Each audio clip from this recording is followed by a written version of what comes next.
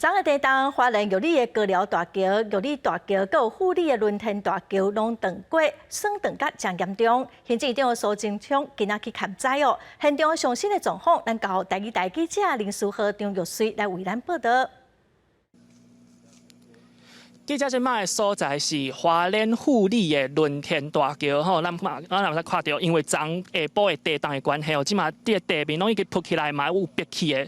分家吼，咱看到上头前的所在，上头前就是轮天大桥放落来的所在吼。不过这个轮天大桥其实是花莲富里甲倒溪这个两个乡吼来出入上多的一个桥吼，因为倒溪3000外人，甲富里的9000外人，两个乡拢会伫遮出入吼。来，塔拄啊苏贞昌嘛来到现场，伊嘛承诺讲吼，这个桥会用中央的经费来甲伊拖好较快吼，来听塔拄啊苏贞昌安怎讲。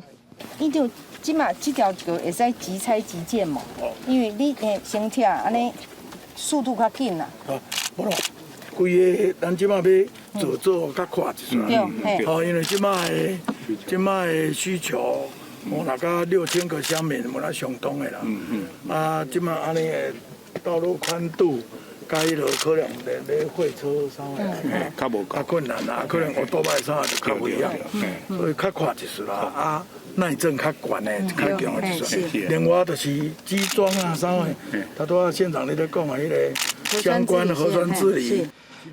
塔拄啊，行政院长苏贞昌嘛是到富里的东里车站来做视察吼，伊去看即个东里车站的月台遮互平绑起，甲火车起一边的即个现象吼。